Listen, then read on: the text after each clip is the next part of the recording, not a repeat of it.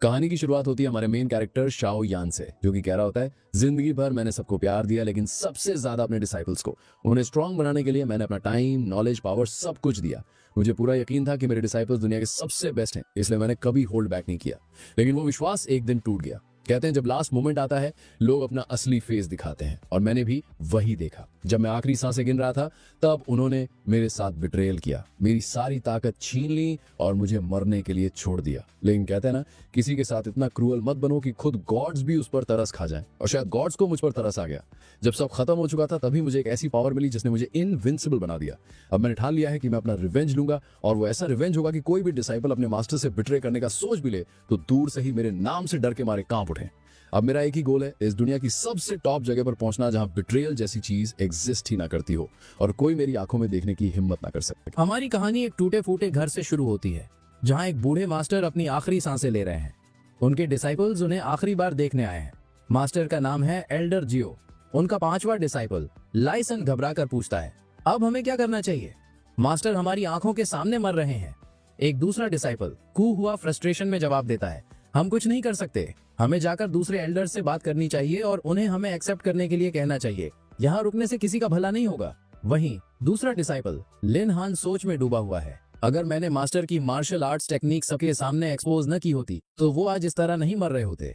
तीसरा disciple wooing बड़बड़ाता है, ये सब टाइम वेस्ट है। ये बूढ़ा आखिर मरेगा कब? इसके जाने के बाद मुझे बहुत काम करने हैं। तभी चौथा डिसाइपल वोंग जेन खड़ा होता है और कहता है, इसमें बहुत टाइम लग रहा है। मैं सेकंड एल्डर के पास जा रहा हूँ। अगर उन्होंने मुझे डिसाइपल के तौर पर एक्सेप्ट कर लिया तो मेरी लाइफ सेट है। तुम्हें पता है, उनके पास बहुत सारी फीमेल डिसाइपल्स हैं। मैं वहाँ सच में बहुत एंजॉय कर सकता हूँ। उसी पल पास खड़ी एक लड़की उन पर चिल्लाती है, तुम सब डिस्गस्टिंग हो। अगर एल्डर जियो ने तुम पांचों को अपना डिसाइपल न बनाया होता तो तुम में से कोई भी यहाँ तक नहीं पहुँच पाता। और अब तुम वो सब भूल गए जो उन्होंने तुम्हारे लिए किया। मैंने अपनी जिंदगी में तुमसे घटिया कचरा नहीं देखा। उसकी बातों से गुस्सा होकर वोंग आगे बढ़ता है और उसे थप्पड़ मार देता है। जुबान संभाल कर बात कर, तू सिर्फ एक गुलाम है। एक शब्द और कहा तो तुझे जान से मार दूंगा। क्विन हुआ बीच में आता है, छोड़ो इसे। यहाँ अपना टाइम वेस्ट करने का कोई मतलब नहीं है। अगर इसे यहीं रुकना है तो रुकने दो। हम पहले ही यहाँ से सारी कीमती चीजें ले चुके हैं। अब हमारे लिए यहाँ कुछ नहीं बचा है। डिसाइपल्स अपने मरते हुए मास्टर का सामान लूट कर चले जाते हैं। जाते जाते उनमें से एक मजाक उड़ाता है, एक बेकार मास्टर और एक बेकार स्लेव, क्या परफेक्ट जोड़ी है। अंदर वो लड़की मैरी गुस्से में अपनी मुठ्ठियां भींच लेती है। उन्होंने हमारे मास्टर को धोखा दिया, उन्हीं की वजह से मास्टर की ये हालत हुई है। तभी एल्डर जियो धीरे से उसका नाम पुकारते हैं, मैरी। वो भागकर उनके पास जाती है, मास्टर आप ठीक है? आप उनकी चिंता मत कीजिए। वो सब एहसान फरामोश कायर थे। वो सब भूल गए जो आपने उनके लिए किया। लेकिन मैं नहीं भूलूंगी। मैं आपको कभी छोड़कर नहीं जाऊंगी। चाहे कुछ भी हो जाए, मैं आपका ख्याल रखूंगी। एल्डर जियो दुखी होकर उसकी तरफ देखते हैं। मैं तुम्हें माउंट आई पर तो ले आया, लेकिन मैंने तुम्हें कभी ऑफिशियली अपना डिसाइपल नहीं बनाया और नहीं तुम्हें कभी ट्रेन करने की इजाजत दी। क्या तुम इस बात के लिए मुझसे नाराज हो? मैरी अपना सिर हिलाती है। मैं जानती हूँ कि कल्टीवेशन में मेरा फाउंडेशन स्ट्रांग नहीं है। मैं वैसे भी ठीक से प्रैक्टिस नहीं कर सकती थी। अगर आप न होते तो मैं आज भी कहीं गुलाम होती। आपने मेरी जान बचाई है, मैं आपसे कभी नाराज नहीं हो सकती। मुझे तो इस बात का दुख है कि ऊपर वाला इतने अच्छे लोगों को इतनी दर्दनाक मौत क्यों देता है। एल्डर जियो अपना सिर झुका लेते हैं। मुझे बहुत बुरा लग रहा है। मुझे तुम्हें अपना डिसाइपल बना लेना चाहिए था। ये सब मेरी गलती है, लेकिन अब बहुत देर हो चुकी है। मैं मरने वाला हूँ। मैरी की आंखों से आंसू बहने लगते हैं और वो उनके सामने झुक जाती है। प्लीज मास्टर, मुझे अपनी डिसाइपल बना लीजिए। मैं प्रॉमिस करती हूँ कि मैं किसी से भी ज्यादा मेहनत से ट्रेन करूंगी। मैं उन सभी धोखेबाजों को मार डालूंगी। अगर आप मुझे एक्सेप्ट नहीं करेंगे तो मैं यहीं आपके साथ मर जाऊंगी। एल्डर जियो हल्की सी हंसी के साथ कहते हैं, मैं मर जरूर रहा हूँ, लेकिन मैंने अपना दिमाग नहीं खोया है। अगर मैंने तुम्हें अभी ऑफिशियली एक्सेप्ट कर लिया तो तुम सिर्फ अपने लिए खतरा बढ़ा लोगी। मैरी गिड़गिड़ाती है, प्लीज मास्टर, हिलिया मत, आपको और ज्यादा चोट लगेगी। एल्डर जियो को खून की खांसी आती है और उनकी आस्तीन से एक छोटी शीशी गिर जाती है। ये मेरे पास एलिक्सिर की आखिरी बोतल है। वो लोग बाकी सब कुछ ले गए, लेकिन शायद ये तुम्हारी मदद कर सके। मेरे पास तुम्हें देने के लिए और कुछ नहीं है। मैरी जल्दी से जवाब देती है, प्लीज मास्टर, आप मेरी चिंता मत कीजिए, बस आराम कीजिए। मुझे आपकी डिसाइपल बनने की कोई जल्दी नहीं है। आपकी हेल्थ सबसे ज्यादा जरूरी है। अचानक एल्डर जियो जोर जोर से खांसते लगते हैं और एलेक्सिर की बोतल उनके हाथ से फिसल जाती है। मैरी चिल्लाती है, एल्डर जियो आपको क्या हो रहा है? वो मन में सोचते हैं। मेरी नजर धुंधला रही है। मैरी, चिल्लाना बंद करो, तुम्हारी आवाज अब बहुत तेज लग रही है। शायद यही खामोशी, यही शांति मौत जैसी महसूस होती है। अपनी आखिरी सांस लेते हुए वो मुस्कुराते हैं। मेरा एकमात्र अफसोस ये है कि मैंने तुम्हें कभी अपना डिसाइपल नहीं बनाया। और इसी के साथ एल्डर जियो मुस्कुराते हुए मर जाते हैं। ठीक उसी पल एक सिस्टम नोटिफिकेशन आता है। मास्टर और डिसाइपल के बीच एक सच्चा बॉन्ड बन चुका है। अप्रेंटिस सिस्टम होस्ट के साथ सक्सेसफुली बाइंड हो गया है। एल्डर जियो अचानक जिंदा हो उठते हैं। ये सिस्टम क्या है? उनके सामने एक चमकती हुई पिल आ जाती है। यह है इन्फिनिट गोल्ड पिल। ये 10,000 एसेंस पिल्स के बराबर है। Extremely powerful. ये न सिर्फ तुम्हें ब्रेक थ्रू करने में हेल्प करती है, बल्कि तुम्हारी सारी अंदरूनी चोटें भी ठीक कर सकती है। एल्डर जियो आसमान की तरफ देखते हैं। मैं इस दुनिया में 20 सालों से हूँ। फाइनली मैंने एक सिस्टम अवेकन कर लिया है। वो याद करने लगते हैं। 20 साल पहले मैं अर्थ पर रहता था। एक कार एक्सीडेंट मुझे इस दुनिया में ले आया। मुझे लगा था कि मैं मेन कैरेक्टर हूँ। मेरा बैकग्राउंड शानदार था। मेरा टैलेंट एक्सेप्शनल था। मैं 10 साल की उम्र से पहले ही फाउंडेशन बिल्डिंग तक पहुंच गया था। मैंने हॉन्गमैन सेक्ट ज्वाइन किया, लेकिन अगले 15 सालों तक मेरी कल्टीवेशन रुक गई। मैं सबके लिए मजाक का पात्र बन गया। लेकिन अब गॉड्स ने मुझे एक दूसरा मौका दिया है और इस बार मैं इसे वेस्ट नहीं करूंगा। एल्डर जियो ने पूछा, तो ये है अप्रेंटिस सिस्टम, लेकिन इसका डिसाइपल से क्या लेना देना है? सिस्टम ने एक्सप्लेन किया, अगर आप अपने डिसाइपल को कुछ भी देते हैं, स्किल्स, नॉलेज, कल्टीवेशन, तो सिस्टम आपकी मेहनत को मल्टीप्लाई करेगा और आपको उसी हिसाब से रिवॉर्ड देगा। आपका डिसाइपल आपकी गाइडेंस में जितना स्ट्रांग बनेगा, आपके रिवॉर्ड्स उतनी ही ज्यादा होंगे। एल्डर जियो ने पूछा, तो अगर मैं अपने डिसाइपल को स्किल सिखाता हूं और अपना नॉलेज शेयर करता हूं, तो क्या वो भी गिना जाएगा? सिस्टम ने जवाब दिया, हाँ।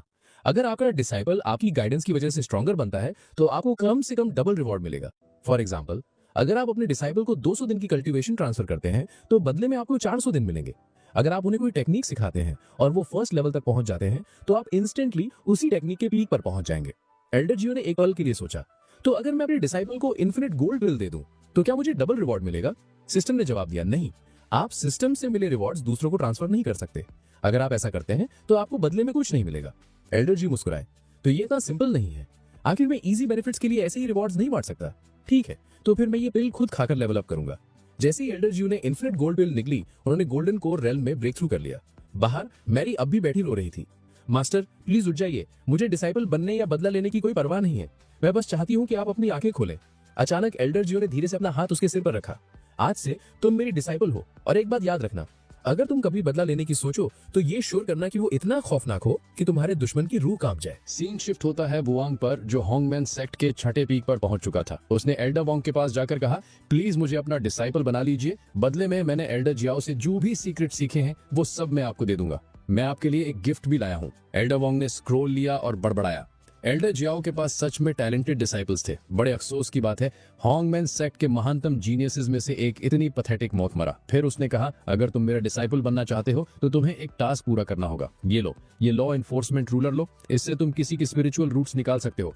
जाओ और एल्डर जियाओ के स्पिरिचुअल रूट निकाल लाओ। ये कर दो और मैं तुम्हें अपना डिसाइपल मान लूंगा। लेकिन सावधान रहना, एक बार जब खून इस रूलर पर लग जाता है, तो बिना किसी स्पेशल टेक्निक के उसे हटाना लगभग इम्पॉसिबल है। वोंग ने कॉन्फिडेंस से सिर हिलाया। आप चिंता मत कीजिए एल्डर वोंग, चाहे कुछ भी हो जाए, मैं ये मिशन पूरा करूंगा। ठीक तभी एक अटैक ने वोंग को जोर से हिट किया, जिससे वो बुरी तरह घायल हो गया। लॉ एनफोर्समेंट रूलर गलती से उसी के शरीर में धंस गया। दर्द से चिल्लाते हुए वोंग चीखा, नहीं, ये नहीं हो सकता। मेरी कल्टीवेशन जर्नी तो अभी शुरू भी नहीं हुई और मैं यही मरने वाला हूँ। अचानक एल्डर वोंग गरजा। किसकी हिम्मत हुई दखल देने की? आसमान में एल्डर जियाओ और मेरी दिखाई दिए। एल्डर जियाओ ने उसे घूरते हुए कहा, एल्डर वोंग, अगर तुम्हें मेरे स्पिरिचुअल रूट्स चाहिए थे, तो तुम खुद क्यों नहीं आए? क्या तुम्हारे अंदर इतनी भी हिम्मत नहीं है? एल्डर वोंग घबरा कर हंसा।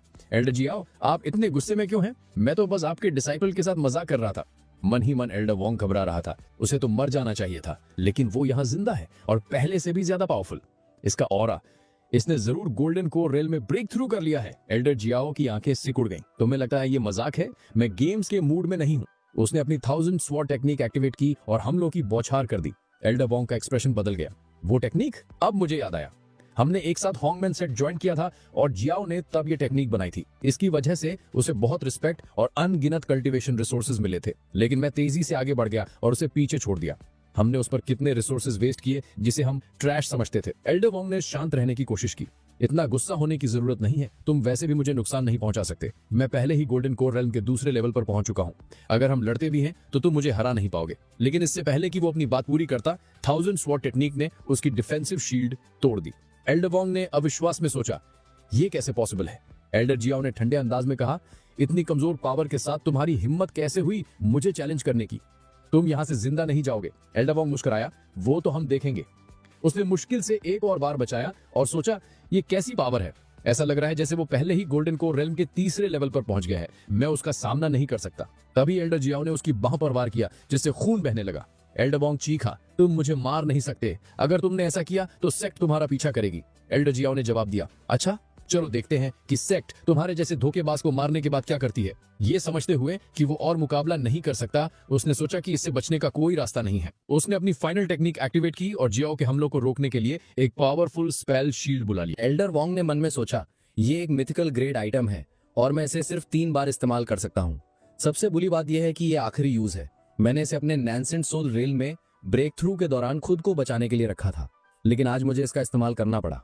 एल्डर जियाओ ने कहा, लगता है तुमने इन सालों में काफी दौलत कमाई है, तभी तुम्हारे पास इतने पावरफुल खजाने हैं। लेकिन चलो मैं तुम्हें अपनी कुछ टेक्निक्स दिखाता हूँ। इसी के साथ उसने एक जबरदस्त हमला किया। एल्डर वोंग चिल्लाया, तुम्हारी हिम्मत कैसे हुई मुझ पर हमला करने की? एल्डर जियाओ ने मजबूती से जवाब दिया, क्यों नहीं, मैं तुमसे ज्यादा स्ट्रॉन्गर हूँ। एल्डर जियाओ के हमले का फोर्स इतना जबरदस्त था कि एल्डर वोंग का मिथिकल ग्रेड आर्टिफैक्ट चकनाचूर हो गया, जिससे एक बड़ा धमाका हुआ और उनके नीचे की जमीन फट गई। एल्डर वोंग के कपड़े चिथड़े हो गए और वो गिड़गिड़ाने लगा, प्लीज और पास मत आना, मुझे बख्श दो। एल्डर जियाओ ने ठंडे अंदाज में कहा, तो तुम्हारा मिथिकल आर्टिफैक्ट आखिर में तुम्हारी मदद नहीं कर पाया। फिर उसने समझाना शुरू किया, इस दुनिया में मैजिकल आइटम्स 5 लेवल्स में बंटे हुए हैं, ह्यूमन, मिथिकल, अर्थली, हेवनली और सबसे पावरफुल इमॉर्टल ग्रेड। हर लेवल के अंदर 4 टीयर्स होते हैं, लोअर, मिडिल, अपर और एब्सोल्यूट। एक ऑर्डिनरी सेक्ट में एक मिथिकल ग्रेड आइटम भी बेहद कीमती होता है। कभी कभी ये पूरी जगह का सबसे बड़ा खजाना होता है। मैंने कभी नहीं सोचा था कि तुम्हारे पास इतनी रेयर चीज होगी एल्डर वोंग, लेकिन कोई बात नहीं, तुम्हारी कहानी यहीं खत्म होती है। इन शब्दों के साथ एल्डर जियाओ ने आखिरी बार करने की तैयारी की, लेकिन ठीक तभी एक आवाज चिल्लाई, एल्डर जियाओ प्लीज थोड़ा रहम कीजिए। एक शख्स सही समय पर पहुंचा और एल्डर वोंग को जानलेवा हमले से बचा लिया। एल्डर जियाओ ने पूछा, किसकी हिम्मत हुई मुझे रोकने की? वो ज़ेनी था, होंगमेन सेक्ट का सेक्ट मास्टर। उसने कहा, एल्डर जियाओ आप इतने गुस्से में क्यों हैं? सेक्ट के मेंबर्स के बीच लड़ना मना है, अगर आप ऐसे ही करते रहे तो आपको सेक्ट से निकाल दिया जाएगा। एल्डर जियाओ ने अपना हाथ पीछे खींचा और अपनी टेक्निक डीएक्टिवेट कर दी। जमीन पर रेंगते हुए एल्डर वोंग ने गुहार लगाई, लीडर आप आखिर आ ही गए, प्लीज मुझे इंसाफ दिलाइए। इस पागल ने अभी अभी मेरे डिसाइपल को मार डाला और मुझे भी मारने वाला था। एल्डर वोंग ने मन ही मन सोचा और मुस्कुराया, अब जबकि लीडर यहाँ है, जाओ मुझे हाथ भी नहीं लगा सकता। लेकिन उसके शौक के लिए जिंगी ने उसे जोरदार थप्पड़ मारा और चिल्लाया, अपनी बकवास अपने तक ही रखो। फिर उसने सख्ती से कहा, एल्डर वोंग मेरे साथ जजमेंट हॉल चलो, हम तय करेंगे कि कौन यहाँ रहने के लायक है और कौन नहीं। एल्डर वोंग गिड़गिड़ाया, प्लीज मुझे माफ कर दीजिए। लेकिन जिंगी जाओ की तरफ मुड़ा और मुस्कुराया, कॉन्ग्रेचुलेशंस जाओ, तुमने आखिर अपना ब्रेक थ्रू कर ही लिया। तुम्हें गोल्डन कोर रेल में देखकर मुझे सच में बहुत खुशी हुई। एल्डर जाओ ने हल्का सा झुककर कहा, थैंक यू लीडर, अगर आज मैंने ब्रेक थ्रू नहीं किया होता तो मैं उस धोखेबाज के हाथों मारा जाता और शायद सेक्ट से भी निकाल दिया जाता। एल्डर वोंग ने अब भी खुद को डिफेंड करने की कोशिश की। मैंने कहा ना कि एक मिसअंडरस्टैंडिंग थी, वो तो एक मजाक भी नहीं सह सकता। आप जो भी सजा देंगे मुझे मंजूर है, लेकिन प्लीज ऐसी बातें कहना बंद कीजिए जो सच नहीं है।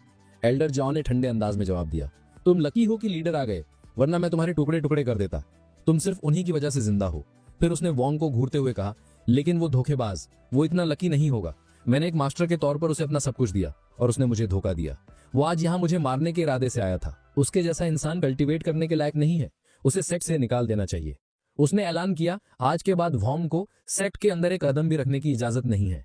जिंगी एल्डर जाओ की तरफ मुड़ा और बोला, चूंकि तुम उसके डिसाइपल हो तो उसकी किस्मत का फैसला करना तुम्हारा हक है। अचानक मेरी आगे आई और बोली, मास्टर आपको अपने हाथ गंदे करने की जरूरत नहीं है, इस कचरे को मैं खुद संभाल लूंगी। वो आंग गरजा, मैं भले ही कमजोर हूं लेकिन इतना भी पैथेटिक नहीं कि तुम जैसे कचरे को मार ना सकूं। उसने मेरी पर हमला किया, लेकिन उसने बड़ी आसानी से उसका हमला नाकाम कर दिया। शॉक्ड होकर वो आंग चिल्लाया, ये कैसे पॉसिबल है? तुम तो यूजलेस थी, तुमने 1000 स्वॉर्ड टेक्निक कैसे सीखी? एल्डर जियो उसे देख रहे थे और सोच रहे थे, ये कोई ट्रैश नहीं है। लेकिन कुछ दिन पहले सब कुछ बदल गया था। 3 दिन पहले एल्डर जियो मैरी के स्टैट्स चेक कर रहे थे। वो हैरानी से बड़बड़ाए, इसके पास तो इननेट स्वॉर्ड बॉडी है। मैरी ने पूछा, मास्टर इसका क्या मतलब है? एल्डर जियो मुस्कुराए, इसका मतलब है कि तुम गिफ्टेड हो, तुम तलवारबाजी सीख सकती हो। ये दिखाने के लिए उन्होंने एक ही बार में एक विशाल पेड़ को काट दिया और कहा, यही वो टेक्निक है जिसमें तुम्हें मास्टरी हासिल करनी है, इसका इस्तेमाल वोंग को हराने के लिए करना। वो तुरंत 1000 स्वॉर्ड टेक्निक की ट्रेनिंग करने लगी। एल्डर जियो की गाइडेंस की वजह से उसने जल्द ही 1000 स्वॉर्ड टेक्निक सीख ली। सिस्टम ने एल्डर जियो को रिवॉर्ड के तौर पर हेवनली स्लेइंग टेक्निक दी, जो एक top tier mythical level skill थी। एल्डर जियो ने उसे देखकर सोचा, ये कोई ट्रैश नहीं है, मेरे लिए असली खजाना तो यही है। वापस प्रेजेंट में मेरी ने वोंग की छाती पर पैर रखा और कहा, मास्टर ने तुम्हें ये टेक्निक कई दिनों तक सिखाई, फिर भी तुम इसे मास्टर नहीं कर पाए। असली ट्रैश तो यहाँ तुम हो। वोंग गिड़गिड़ाया, प्लीज ऐसा मत करो, लेकिन मेरी ने उसकी मिन्नतें इग्नोर कर दी और लॉ एनफोर्समेंट रूलर सीधे उसके शरीर में घोंप दिया, जिससे उसके इंटरनल रूट्स तबाह हो गए। वो एल्डर जियो की तरफ मुड़ी और बोली, मास्टर, मैंने उसका स्पिरिचुअल रूट डिस्ट्रॉय कर दिया है, प्लीज इसे वेरीफाई कर लीजिए। एल्डर जियो ने उसे यकीन दिलाया, चिंता मत करो, मैं इसे चेक कर लूंगा। जिंगी बीच में आया और बोला, एल्डर जियो, आपने धोखेबाज को सजा दे दी है, मैं एल्डर वोंग को यहाँ से ले जाकर बाकी सिचुएशन हैंडल कर लूंगा। लेकिन एल्डर जियो आगे बढ़े और पूछा, किसने कहा कि तुम बस यूं ही जा सकते हो? जिंगी ने तेवर चढ़ाए, ये तुम क्या कह रहे हो? तुमने मुझसे प्रॉमिस किया था कि तुम उसकी जान नहीं लोगे। एल्डर जियो हंसा, मैंने कहा था कि मैं उसकी जान बख्श दूंगा, लेकिन मैंने ये कभी नहीं कहा कि मैं उसे मुफ्त में जाने दूंगा। अगर उसे यहाँ से जाना है तो उसे कीमत चुकानी पड़ेगी। तभी एल्डर वोंग हंस पड़ा और बोला कि वो समझ गया कि एल्डर जियो क्या कहना चाह रहे हैं। एक कड़वी मुस्कान के साथ उसने एक थैली आगे बढ़ाई और बताया कि इसमें उसकी सारी दौलत है, उसके हिसाब से ये जरूरत से ज्यादा होनी चाहिए। एल्डर जियो ने थैली एक्सेप्ट किया और कमेंट किया कि एल्डर वोंग एक समझदार आदमी है। उसने इस उदार तोहफे के लिए उसे थैंक यू कहा और बोला कि इसकी सराहना की जाती है। फिर वो मिरी की ओर मुड़ा और कहा कि अब चलने का समय हो गया है। जैसे ही वे जाने लगे, मिरी ने अपने मास्टर की तारीफ की और कहा कि उन्होंने सब कुछ बहुत बढ़िया तरीके से हैंडल किया है। एल्डर जियो ने भी तारीफ लौटाते हुए कहा कि उसने भी उतना ही अच्छा काम किया है। फिर उन्होंने उसे सलाह दी कि वो आज का दिन छुट्टी ले और आराम करे, क्योंकि उनकी ट्रेनिंग अगले दिन से फिर शुरू होगी। जाते जाते एल्डर जियो पीछे मुड़ा और एल्डर वोंग से कहा कि वो अपना ख्याल रखे, लेकिन एल्डर वोंग अंदर ही अंदर गुस्से से उबल रहा था। उसने मन में सोचा कि एल्डर जियो आज जितना चाहे हंस ले, लेकिन जो कुछ हुआ उसके लिए वो उसे कभी माफ नहीं करेगा। अगले दिन 7th पीक पर एल्डर जियो को एल्डर वोंग का सामान एग्जामिन करते हुए देखा गया। उसने नोट किया कि कलेक्शन तो अच्छा खासा था, लेकिन ज्यादातर एलिक्सर्स गोल्डन कोर रेल्म की कल्टीवेशन के लिए थे। हालांकि इन रिसोर्सेज की क्वालिटी बस एवरेज ही थी। फिर उसे कुछ मिड ग्रेड टेक्निक्स मिली और उसने कमेंट किया कि उनमें से एक सॉलिड प्राइमरी फाउंडेशन बनाने के लिए यूजफुल हो सकती है। एक सॉर्ड और बॉटल को साइड रखते हुए उसने कहा कि ये एल्डर वोंग के सबसे वैल्यूएबल आइटम्स थे। हालांकि सच तो ये था कि वे उसके लिए कुछ खास यूजफुल नहीं थे। उसने डिसाइड किया कि इन्हें मैरी को देना बेहतर रहेगा और मन ही मन सोचने लगा कि जब बात असली खजानों की आती है तो सिस्टम हमेशा बेस्ट वाले ही देता है। इंस्पेक्शन जारी रखते हुए एल्डर जियो को स्पेशल स्टोन्स का एक बड़ा ढेर मिला। वो बड़बड़ाया, एक लो लेवल एल्डर माने जाने के हिसाब से एल्डर वोंग के पास 100 से ज्यादा स्पेशल स्टोन्स थे। ये तभी पॉसिबल है जब उसने दूसरों को लूटा हो, वरना वो इतनी दौलत जमा कर ही नहीं सकता था। एल्डर जियो मुस्कुराया और सोचा, लगता है मैं अब अमीर हो गया हूँ। शायद अब वक्त आ गया है कि मैं इस टूटी फूटी झोपड़ी में रहना बंद करूं और अपने लिए एक ठीक ठाक घर बनाऊं। तभी मैरी वहां आ गई और उसे याद दिलाया कि उसने अपनी ट्रेनिंग शुरू करने का प्रॉमिस किया था और अब वो 2 घंटे बाद वापस आई है। उसने पूछा कि क्या वो अब अंदर आ सकती है। एल्डर जियो ने उसका स्वागत किया और उसे अपने बगल में बैठने को कहा। इसके बाद उसने कल्टीवेशन रेल्म्स के बारे में समझाना शुरू किया। उसने कहा कि पहला पोस्ट नेटल रेल्म है, उसके बाद इनेट रेल्म, फिर की रिफाइनिंग रेल्म और फिर गोल्डन कोर रेल्म जो कि उसका करंट लेवल था। इसके ऊपर nascent soul realm, separation realm और इंटीग्रेशन रेल्म थे। इनके भी आगे मयान रेल्म और सबसे टॉप पर ट्रांसेंडेंस रेल्म था। उसने समझाया कि इनमें से हर एक रेल्म 10 लेवल्स में डिवाइडेड है। पोस्ट नेटल रेल्म में कोई अपनी एनर्जी का इस्तेमाल अपने ब्लड वेसल्स और मसल्स को हील करने के लिए करता है ताकि उसका शरीर कल्टीवेशन के लिए सूटेबल बन सके। इनेट और की रिफाइनिंग रेल्म्स फिजिकल डिफेंस को काफी बढ़ा देते हैं। ट्रांसेंडेंस रेल्म तक पहुंचने के बाद कोई इमॉर्टैलिटी भी हासिल कर सकता है। हालांकि आज तक कोई भी इसे अचीव नहीं कर पाया है। लोग इमॉर्टल्स की बातें सिर्फ कहानियों में ही करते थे। फिर एल्डर जियो ने मैरी को बताया कि वो उसे प्राइमोर्डियल टेक्निक सिखाएगा और उसे अपना मन फोकस करने को कहा। उसने उसे इन्फॉर्म किया कि वो अपनी कुछ की उसे ट्रांसफर करेगा ताकि उसकी कल्टीवेशन में मदद हो सके। उसी पल सिस्टम ने एल्डर जियो को नोटिफाई किया कि मैरी अब ऑफिशियली उसकी ट्रू डिसाइपल रजिस्टर हो चुकी है और उसने उसे 15 एनर्जी पॉइंट्स ग्रांट किए हैं। हैरान होकर एल्डर जियो सोचने लगा कि सिस्टम बदले में उसे क्या देगा। सिस्टम ने जवाब दिया कि उसे बदले में लगभग 50 से 60 एनर्जी पॉइंट्स मिलेंगे। उसने मन ही मन सोचा कि मैरी टेक्निक सीखने में एक्सेप्शनली टैलेंटेड है और अब तक जो चीज उसे रोक रही थी वो थी कल्टीवेशन पावर की कमी। लेकिन अब जब वो उसे अपनी की सप्लाई कर सकती है तो वो आसानी से अपने बोन मैरो को रिफाइन कर पाएगी। इसी के साथ एल्डर जियो ने मैरी को बड़ी मात्रा में एनर्जी ट्रांसफर की और उसे उसकी कल्टीवेशन जर्नी के अगले फेज के लिए तैयार किया। जब मैरी ने अपनी आंखें खोली तो वो पहले ही पोस्ट नेटल रेल्म के 10th लेवल तक एडवांस कर चुकी थी। शॉक होकर वो एल्डर जियो की तरफ मुड़ी और पूछा कि उसने अपनी की सीधे उसे ट्रांसफर क्यों की। उसने बताया कि किसी को अपनी की देने से खुद की कल्टीवेशन बहुत कमजोर हो सकती है और रेल्म भी नीचे गिर सकता है। मास्टर प्लीज दोबारा ऐसा मत करना, अगर आपके रेल्म को कुछ हो गया तो आप पहले से कहीं ज्यादा कमजोर हो जाएंगे। लेकिन एल्डर जियो शांति से मुस्कुराया और उसे तसल्ली दी, चिंता मत करो, तुम्हारे मास्टर को कुछ नहीं होगा। उसी समय सिस्टम ने एल्डर जियो को नोटिफाई किया, तुमने अपने डिसाइपल को 100 दिन की कल्टीवेशन ट्रांसफर की है। रिवॉर्ड के तौर पर तुम्हें 5 गुना रिटर्न मिलेगा, 500 दिन की कल्टीवेशन। एल्डर जियो मुस्कुराए बिना नहीं रह सका। अब हुई ना बात। फिर उसने मैरी को एल्डर वोंग का बैग दिया और प्यार से कहा, ये मेरे लिए ज्यादा मायने नहीं रखता, लेकिन ये आइटम्स तुम्हारी बहुत मदद करेंगे। इसे मेरी तरफ से मेरे ट्रू डिसाइपल बनने का गिफ्ट समझो। मैरी बहुत ज्यादा खुश हो गई। उसने उसकी तरफ देखा और कहा, मास्टर क्या ये सब सच में मेरे लिए है?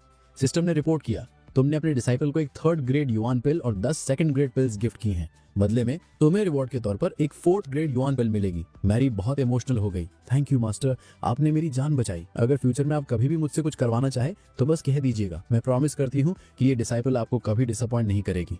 सिस्टम ने फिर ऐड किया, तुमने अपने डिसाइपल को 17 मार्शल टेक्निक्स दी हैं। बदले में तुम्हें 20 गुना रिवॉर्ड मिलेगा। तुम्हारा रिवॉर्ड है 1000 माइल स्वॉर्ड आर्ट, एक heavenly great supreme rank technique. Elder जियो ने कहा, इतना इमोशनल होने की जरूरत नहीं है, जो मेरा है वो तुम्हारा है। अब जाओ और उन टेक्निक्स की प्रैक्टिस शुरू करो। जब तुम उन्हें सीखना शुरू कर दो तो मेरे पास वापस आना और मैं तुम्हें थोड़ी और ची दूंगा। मैरी हैरान रह गई, मास्टर आप मुझे और ची देंगे? फिर सिस्टर ने रिपोर्ट किया, तुमने अपने डिसाइपल को 5 एलिमेंटल सील, एक earth grade intermediate rank weapon grant किया है। बदले में तुम्हें वंडरिंग जेंटल स्वॉर्ड, एक earth grade supreme rank weapon मिलेगा। अब भी चिंता में मैरी ने कहा, मास्टर आप मुझे इतना कुछ दे रहे हैं, इसका असर जरूर आपके शरीर पर पड़ेगा, ये आपके लिए सेफ नहीं हो सकता। एल्डर्स यो बस मुस्कुराया, मैंने तुमसे कहा ना मैं ठीक हूँ। अगर तुम्हें अब भी यकीन नहीं है तो देखो, मैं यहीं बैठूंगा और 3 दिन तक लगातार कल्टीवेट करूंगा। उसके बाद मुझे यकीन है कि मैं ब्रेक थ्रू करके गोल्डन कोर रेम के 5th स्टेज तक पहुंच जाऊंगा। मैरी ने मजबूती से जवाब दिया, तो फिर मैं यहीं रुकूंगी और जब आप कल्टीवेट करेंगे तब मैं आपको प्रोटेक्ट करूंगी। मैं किसी को भी आपको डिस्टर्ब नहीं करने दूंगी। एल्डर्स यू ने धीरे से हाथ हिलाकर उसे मना किया, इतनी चिंता करने की जरूरत नहीं है, जाओ अब और अपनी प्रैक्टिस पर फोकस करो। मैरी ने सिर हिलाया, ठीक है मास्टर, मैं आपको फिर डिस्टर्ब नहीं करूंगी। इतना कहकर वो कमरे से चली गई। उसके जाने के बाद एल्डर्स यू वापस बैठे और बोले, चलो अब देखते हैं कि मुझे क्या क्या रिवॉर्ड्स मिले हैं। उन्होंने अपने स्टोरेज में हाथ डाला और एक 4th ग्रेड युआन पिल बाहर निकाली। उसे हैरानी से देखते हुए वो बोले, मैंने इस पिल के बारे में बहुत सुना है, लेकिन ये पहली बार है जब मैं इसे सामने से देख रहा हूँ। इस जैसी चीज को रिफाइन करने के लिए कम से कम नैनसेंस सोल रेम का कोई बंदा चाहिए। उस रेम से नीचे का कोई भी इसे बिल्कुल रिफाइन नहीं कर पाएगा, और इसके लिए जो मटेरियल्स लगते हैं वो एक्सट्रीमली रेयर हैं। मैं गारंटी दे सकता हूँ कि पूरे होंगमैन सेक्ट में किसी और के पास ऐसी चीज नहीं है। अगर हम पूरा सेक्ट बेच भी दें तो भी शायद हम ऐसी 5 पिल्स ही अफोर्ड कर पाएंगे। लेकिन जो चीज उन्हें सबसे ज्यादा एक्साइट कर रही थी वो पिल नहीं थी। मेरे पास जो सबसे बेस्ट चीज है वो है heavenly great sword control technique 10,000 miles. ये दुनिया की टॉप टियर स्वॉर्ड टेक्निक्स में से एक है। बहुत कम टेक्निक्स ही इसका मुकाबला कर सकती हैं। उन्होंने अपनी स्वॉर्ड निकाली और इसे ट्राई किया। एक ही मोशन में उनकी स्वॉर्ड आगे गई और उसने एक बड़े से पत्थर को शैटर कर दिया। एल्डर्स यो ने ग्रेन किया, नॉट बैड। इस टेक्निक से मेरी आर्ट ऑफ स्वॉर्ड कंट्रोल बहुत ज्यादा पावरफुल हो जाएगी। अगर मुझे और भी स्ट्रॉन्गर स्वॉर्ड्स मिल गई तो मुझे रेम्स की बिल्कुल भी फिक्र नहीं करनी पड़ेगी। मैं सिर्फ अपने वेपन्स का यूज करके किसी को भी काट सकूंगा। ठीक है, अब सिस्टम की कल्टीवेशन रिवॉर्ड को यूज करने का टाइम आ गया है। सिर्फ इसी से मैं ब्रेक थ्रू कर पाऊंगा। मुझे कॉन्फिडेंस है कि मैं गोल्डन कोर रैंक के 5th लेवल तक पहुंच जाऊंगा। सीन शिफ्ट हुआ होंगमैन सेक्ट के ट्रेड मार्केट में। वांग जिन कुछ लड़कियों के साथ घूम रहा था। तभी थोड़ी दूर पर कुछ और लड़कियां गॉसिप कर रही थीं। क्या तुमने 7th पीक वाले एल्डर जियो के बारे में सुना? सुना है उन्होंने अभी अभी ब्रेक थ्रू किया है और गोल्डन कोर रेल्म में प्रवेश कर लिया है। दूसरी लड़की बोली, हाँ, और मैंने ये भी सुना कि उन्होंने 6th पीक वाले एल्डर वॉर्म को भी हराया और बुरी तरह क्रश कर दिया। एल्डर जियो अब बहुत ही पावरफुल हो गए हैं। पहली लड़की शर्माते हुए बोली, और वो हैंडसम भी हैं, और सुना है कि उनकी एक फीमेल डिसाइपल है जिसकी वो बहुत केयर करते हैं, यहाँ तक कि उन्होंने उसे अपनी पर्सनल की तक दे दी। दूसरी लड़की प्यार भरी आप भरकर बोली, काश वो मेरे मास्टर होते। कौन नहीं चाहेगा ऐसा पावरफुल और गुड लुकिंग इंसान। वहीं पास में खड़ा लीशान जो उनकी बातें सुन रहा था, भौं चढ़ाकर मन ही मन सोचने लगा, ये तो मैरी के बारे में बात कर रही हैं, लेकिन वो जो कभी स्लेव थी डिसाइपल कैसी बन गई? तभी वोंगजिन के साथ चल रही लड़कियों में से एक ने पूछा, ब्रदर वोंग, ब्रदर ली, क्या तुम दोनों 7th पीक से ही नहीं थे? फिर वहां से निकले क्यों? वोंगजिन हंसते हुए बोला कि इस तरह की रूमर्स पर ध्यान न दो। वो एल्डर जिसके बारे में तुम सुन रही हो असल में कोई नहीं है। उसकी कोई वैल्यू नहीं है, यहाँ तक कि कोई आवारा कुत्ता भी उसे नहीं पूछेगा। ऐसे इंसान का तो नाम लेना भी बैड लक है। लीशान ने भी सहमति में सिर हिलाया और बोला, हाँ, ब्रदर वोंग जो कह रहे हैं वो सच है। उसी समय थोड़ी दूरी से लिन हान उनकी बातें सुन रहा था और उसके मन में सवाल उठा, तो वो बुजुर्ग जिसे ये लोग गालियां दे रहे हैं सच में ब्रेक थ्रू कर चुका है? यहाँ तक कि एल्डर वोंग भी उसे हरा नहीं पाया। अभी तो वो मौत के कगार पर था और अचानक इतना शक्तिशाली कैसे हो गया? मुझे जरूर पता करना होगा। सीन 7 पीक में शिफ्ट हुआ जहां एल्डर जियो के पास लीडर हैंक का पर्सनल डिसाइपल मिलने आया और उसने सम्मान पूर्वक कहा, मास्टर, मैं लीडर हैंक की ओर से संदेश लाया हूँ। 100 दिनों में ग्रैंड मार्शल प्रतियोगिता होने वाली है जिसमें सारे सेक्ट के एल्डर्स और डिसाइपल्स हिस्सा लेंगे। लीडर चाहते हैं कि आप उसकी तैयारी करें। फिर उसने हिचकते हुए कहा, एल्डर जियो, बुरा मत मानना, लेकिन आपने जो डिसाइपल चुनी है वो बिल्कुल भी योग्य नहीं है। उसकी एबिलिटीज कमजोर है और मुझे नहीं लगता कि वो हमारे सेक्ट को रिप्रेजेंट करने लायक है। प्रतियोगिता में वो बुरी तरह पिटेगी। मैरी जो पास खड़ी थी गुस्से में अपनी मुट्ठियां भींच ली, लेकिन एल्डर जियो शांत स्वर में बोले, शायद तुम्हारी आंखों में ही दिक्कत है। अगर तुम मेरी डिसाइपल को अंडर एस्टिमेट कर रहे हो तो। विजिटर चौंक कर बोला, तो आप कहना क्या चाहते हैं एल्डर? एल्डर जियो ने कामली जवाब दिया, 3 दिन पहले मैरी सिर्फ एक नॉर्मल लड़की थी, बिना कल्टीवेशन के, लेकिन 3 दिनों में वो 10 गुना ताकतवर हो गई है। अगर वो ऐसे ही आगे बढ़ती रही तो भविष्य में तुम भी उसका सामना नहीं कर पाओगे। विजिटर हक्का बक्का रह गया, आप कह रहे हैं कि सिर्फ 3 दिन में उसने पोस्ट नेटल रेल्म का पीक हासिल कर लिया? एल्डर जियो ने सिर हिलाया और मैरी को अपनी शक्ति दिखाने को कहा। मैरी ने एनर्जी रिलीज की और विजिटर स्टन रह गया। उसे मानना पड़ा। एल्डर, आप सही कह रहे हैं। उसने सच में सिर्फ 3 दिन में पोस्ट नेटल रैम का पीक पा लिया है। लेकिन ये कैसे हो सकता है? झाड़ियों से छुपकर देख रहा लिन हान भी शॉक में था। एल्डर जियो हल्के मुस्कान के साथ बोले, ये दुनिया अनगिनत पॉसिबिलिटीज से भरी है, यहाँ कुछ भी हो सकता है। मैरी ने शरारती अंदाज में विजिटर को चिढ़ाया और लिन हान मन ही मन बोला, ये तो कभी बेकार थी, इतनी जल्दी पीक तक कैसे पहुंच गई? उसकी क्वालिफिकेशंस भी बहुत खराब थी। यह असंभव है जब तक कि एल्डर जियो के पास कोई पावरफुल ट्रेजर ना हो। अगर उनके पास ऐसा कुछ है तो वो मुझे हासिल करना ही होगा। उसने मनी मन ठान लिया, लगता है मुझे अपने मास्टर से बात करनी पड़ेगी। सीन 3rd पीक में शिफ्ट हुआ जहां लिन हान ने एल्डर मनु को सब कुछ बताया। मास्टर, एल्डर जियो ने एल्डर वोंग को हराकर उसकी सारी संपत्ति छीन ली और अपनी डिसाइपल को एक सुप्रीम लेवल की टेक्निक भी दे दी। मास्टर, आप ताकतवर और बुद्धिमान हैं। मैंने हमेशा माना कि आप इससे ज्यादा रिसोर्सेज डिजर्व करते हैं, लेकिन एल्डर जियो बार बार रिवॉर्ड्स खुद ले लेते हैं, जबकि उन्होंने कोई खास काम भी नहीं किया। एल्डर मनु की आंखें सिकुड़ गईं। उसने कहा, अगर ऐसा है तो अपनी योजना पर आगे बढ़ो। अगर तुम सफल रहे तो मैं तुम्हें अपना पर्सनल डिसाइपल बना लूंगा।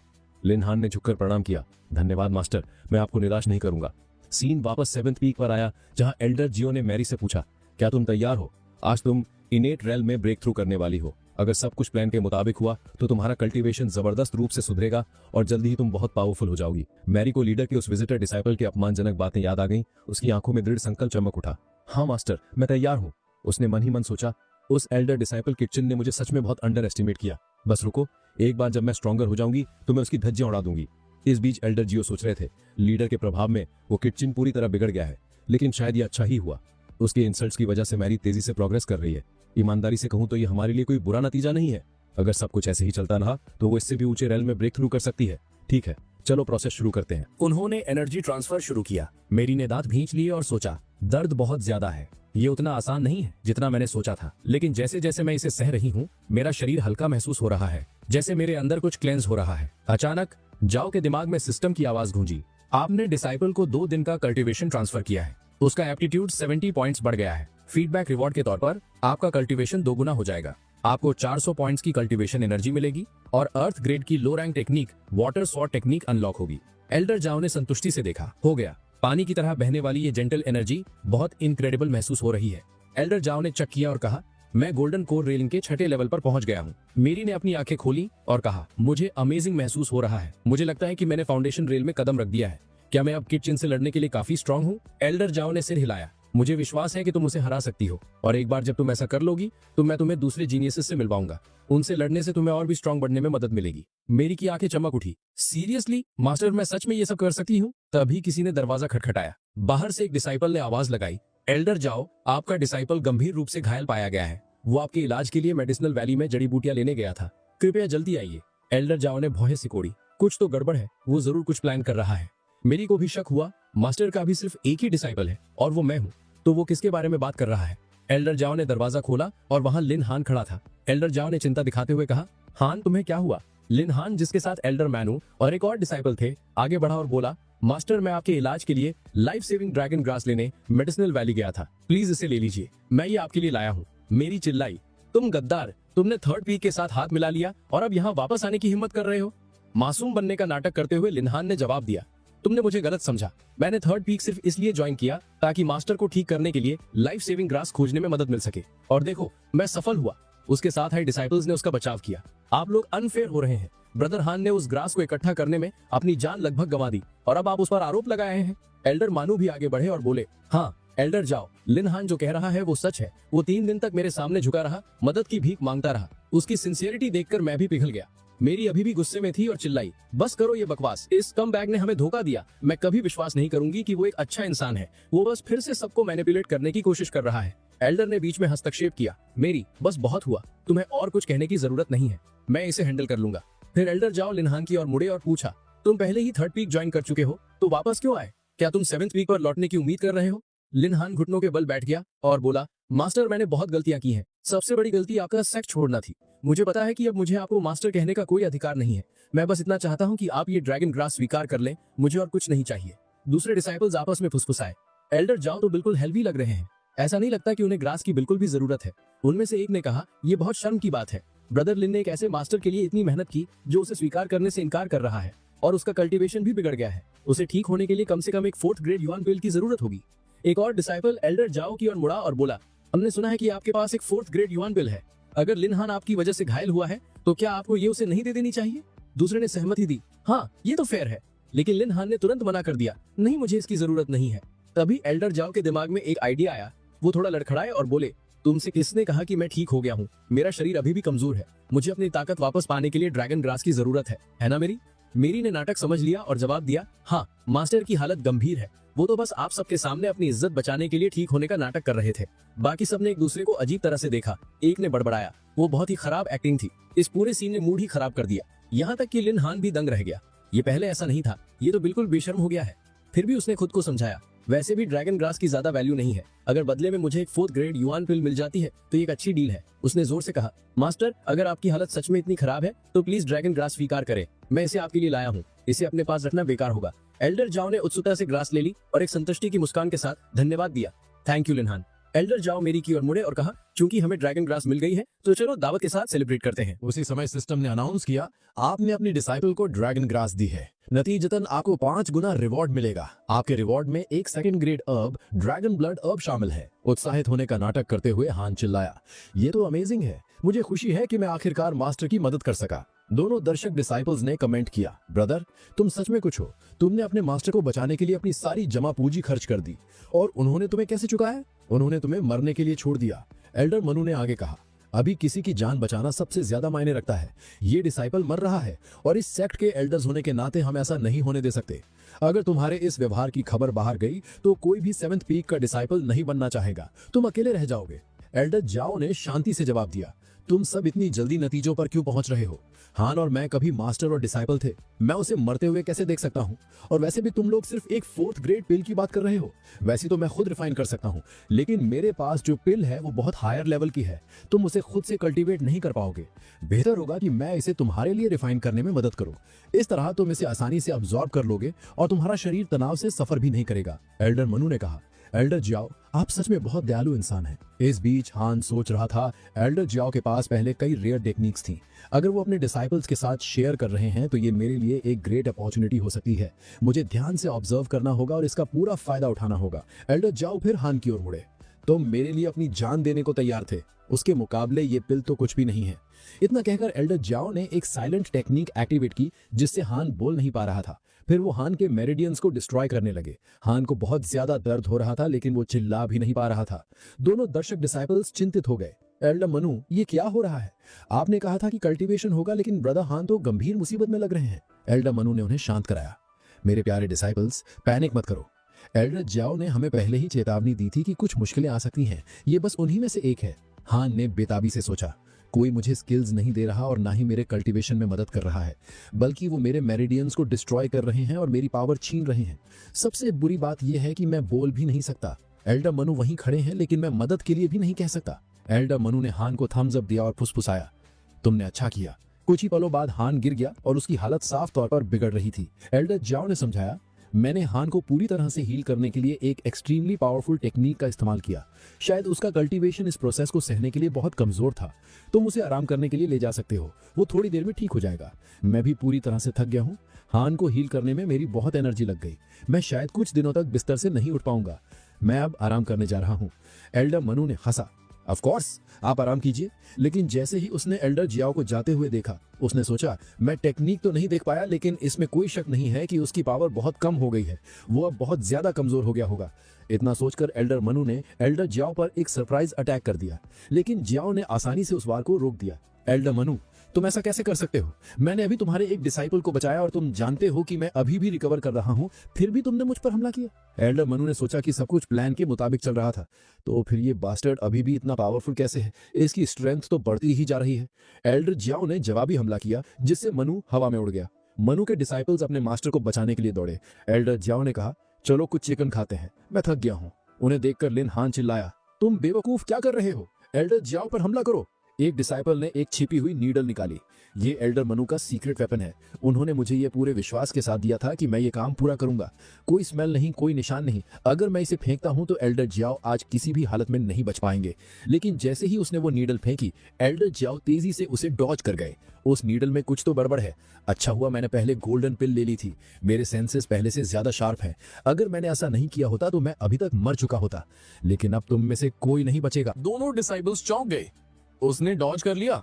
कोई बात नहीं, वो बार बार डॉज नहीं कर पाएगा, हम अगली बार उसे मार देंगे। एल्डर जाओ मैरी की ओर मुड़े।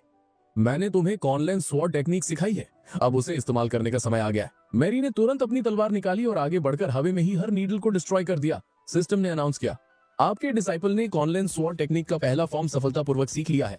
रिवॉर्ड के तौर पर आपको स्पिरिट ड्रैगन आर्मर मिला है, जो एक earth grade mid rank weapon है। एल्डर जाओ बहुत इंप्रेस्ड हुए। इस लड़की के पास सच में इनने स्वॉर्ड बॉडी है। मैंने उसे कुछ ही दिन पहले ही बेसिक सिखाए थे और उसने इसे पहले ही मास्टर कर लिया है। दोनों हमलावर दंग रह गए। ये कैसे पॉसिबल है? वो अभी भी इननेट रिल्म में है, फिर भी उसने उन नीडल्स को डिस्ट्रॉय कर दिया जिन्हें एक गोल्डन कोर रेल्म का कल्टीवेटर भी डिटेक्ट नहीं कर सकता। जैसे ही लिनहान भागा, वो चिल्लाया, ये लोग बहुत ज्यादा पावरफुल हो गए हैं, हमें यहाँ से अभी निकलना होगा। मैरी गुस्से में उसके पीछे चिल्लाई, लिनहान, तुमने हमें धोखा दिया और अब तुम हमें मारने के लिए वापस आए। इस बार तुम बचकर नहीं जाओगे। मैंने तुम्हें पहली बार माफ कर दिया होता, लेकिन दूसरी बार की गद्दारी के लिए कोई माफी नहीं है। इतना कहकर उसने लिनहान पर एक जानलेवा हमला कर दिया। उस वार ने उसके कल्टीवेशन को पूरी तरह डिस्ट्रॉय कर दिया। इस बीच एल्डर मेनू और बचे हुए डिसाइपल्स ने उसे चेतावनी दी, हमसे दूर रहो। एल्डर मेनू ने कहा, अगर तुम मेरे पास दोबारा आए तो सेक्ट मास्टर खुद तुम्हें नहीं छोड़ेंगे। डिसाइपल्स ने बहस की, लेकिन हम फाउंडेशन रेल्म में हैं और मास्टर आप गोल्डन कोर रेल्म में हैं, हम इस लड़की से क्यों डरें? एल्डर मेनू ने पलट कर जवाब दिया, क्या तुम्हारी आंखें खराब है? हम इस लड़की से नहीं डर रहे हैं, हम इसके पीछे खड़े मॉन्स्टर से डर रहे हैं। वो हम सबको एक पल में खत्म कर सकता है। मैरी एल्डर जाओ की ओर मुड़ी, मास्टर आपको अपने हाथ गंदे करने की जरूरत नहीं है, मैं इस कचरे को खुद हैंडल कर लूंगी। एल्डर जाओ ने गंभीरता से जवाब दिया, मैरी हमेशा याद रखना, मौत जिंदगी से कहीं ज्यादा आसान होती है और अपने दुश्मनों पर दया दिखाने से बेहतर है उन्हें खत्म कर देना। दोनों डिसाइपल्स घबराकर पीछे हटने लगे, हमारे पास मत आना। लेकिन एल्डर जाओ शांति से उनकी ओर बढ़े, क्या हुआ, अब डर लग रहा है? सीन फर्स्ट वीक पर शिफ्ट हुआ। एल्डर मेनू और एल्डर जाओ पहुंचे, दोनों गंभीर दिख रहे थे। एल्डर जाओ ने समूह को संबोधित किया, आज बहुत कुछ गलत हुआ। एल्डर मेनू अपने साथ कई लोगों को लेकर आए, जिसमें मेरा फॉर्मर डिसाइपल लिनहान भी शामिल था। उस गद्दार ने बिना किसी असली वजह से हमें प्रवोक किया और एक लड़ाई शुरू हो गई। मैंने कुछ भी गलत नहीं किया, मैंने सिर्फ अपनी डिसाइपल को बचाने की कोशिश की। इस प्रोसेस में लिनहान मारा गया और दूसरे दो डिसाइपल्स क्रिपल हो गए। मुझे उम्मीद है कि सेक्ट ये समझेगा और हमें पनिश नहीं करेगा। सेक्ट लीडर जिंगजी ने ठंडाई से जवाब दिया, एल्डर जाओ तुम पहली बार नहीं कर रहे हो, तुमने कुछ दिन पहले वॉन्ग को मारा और अब लिनहान। मैं समझता हूँ कि उन्होंने तुम्हें धोखा दिया, लेकिन तुम अपनी मर्जी से लोगों को नहीं मार सकते। अगर ये चलता रहा तो मैं तुम्हारे एक्शंस को डिफेंड नहीं कर पाऊंगा। एल्डर जाओ ने अपना सिर झुका लिया, सेक्ट लीडर प्लीज मुझे माफ कर दीजिए, मैं मानता हूँ कि मैंने गलती की, ऐसा दोबारा नहीं होगा। एल्डर मेनू ने गुस्से से बीच में टोका, सेक्ट लीडर उसने मेरे डिसाइपल्स को मार डाला और आप एक शब्द भी नहीं कह रहे हैं। सब जानते हैं कि आपका एल्डर जाओ के प्रति कितना पक्षपात है। वो बिना किसी कारण के लोगों को मारता हुआ घूमता है और आप उसे बस जाने देते हैं। मैं शांति से उसके पास गया और उसने क्या किया, उसने मेरे डिसाइपल्स को मार डाला और सेक्ट को धोखा दिया। उसने बार बार रूल्स तोड़े, उसे सेक्ट से निकाल देना चाहिए। एल्डर जाओ ने उपहास किया, बकवास मत करो, लिनहान मेरा डिसाइपल नहीं था, वो तुम्हारा था। उसकी जिंदगी या मौत से मुझे कोई फर्क नहीं पड़ता और तुम उसे 7th वीक पर लाए ही क्यों थे? अगर तुम ऐसा नहीं करते तो ये सब कुछ नहीं होता। और हाँ, तुम अपने साथ इतने सारे आदमी क्यों लाए थे? क्या तुम्हें लगा कि तुम हमारे लीडर को बेवकूफ बना सकते हो? एल्डर मेनू हकलाए, मेरा ये मतलब नहीं था, मैंने कभी नहीं कहा कि लीडर बेवकूफ है। तभी सेक्ट लीडर चिल्लाए, बस करो तुम दोनों, चुप हो जाओ। वो एल्डर मनु की ओर मुड़े, तुमने एक गंभीर गलती की है, तुमने जानबूझकर एल्डर जाओ को प्रोवोक किया, इस उम्मीद में कि वो सेक्ट के रूल्स के तहत जवाबी कार्रवाई करेगा। तुम्हें सजा मिलनी चाहिए। एल्डर मनु चिल्लाया, तो उसे भी सजा दो, उसे आजाद मत जाने दो। सेक्ट लीडर ने घोषणा की, ये मामला यही खत्म होता है। एल्डर मनु को 3 महीने तक स्टोन गेजिंग की सजा दी जाती है, उसे एक बार भी अपना सिर घुमाने की इजाजत नहीं होगी, यही तुम्हारी सजा है। एल्डर्स ने धन्यवाद में सिर झुकाया। कुछ ही पलों बाद गार्ड्स एल्डर मनु को ले जाने के लिए आ गए। जैसे ही उसे ले जाया जा रहा था, एल्डर मनु ने धीरे से कहा, जियो युआन, तुमने आज बहुत बड़ी गलती की है, मैं इसे जाने नहीं दूंगा। सीन 7th पीक के ट्रेनिंग रूम में शिफ्ट हुआ। मैरी चुपचाप प्रैक्टिस कर रही थी। जब एल्डर जाओ अंदर आए, उन्होंने धीरे से पूछा, मैरी तुम्हारी ट्रेनिंग कैसी चल रही है? उसने ऊपर देखा, उनकी हालत जांचते हुए, मास्टर क्या सेक्ट लीडर ने आपको डांटा? मुझे बहुत अफसोस है, ये सब मेरी गलती थी, मैं ही थी जो लिनहान पर हमला करने के लिए आगे बढ़ी थी। अगर किसी को सजा मिलनी चाहिए तो वो मैं हूँ, कृपया मेरे एक्शंस का कोई ब्लेम ना ले। एल्डर जाओ मुस्कुराए, तुम बिना वजह चिंता कर रही हो, जब तक मैं तुम्हारा मास्टर हूँ कोई तुम पर उंगली भी नहीं उठा सकता। ये मेरा इटर्नल प्रॉमिस है और ये याद रखना, अगर कोई भी तुम्हें ऑफेंड करता है, चाहे वो कोई देवता हो या सम्राट, तुम्हारा मास्टर उन्हें कभी नहीं छोड़ेगा, भले ही मुझे अपनी जान क्यों न देनी पड़े, मैं तुम्हारी रक्षा करूंगा। आंसुओं से भीगकर मैरी घुटनों के बल बैठ गई और फुसफुसाई, थैंक यू मास्टर। एल्डर जाओ मुस्कुराए और कहा, तुम्हें ऐसा करने की जरूरत नहीं है मैरी, तुम मुझे हमेशा कुछ भी बता सकती हो। वो झिझकी,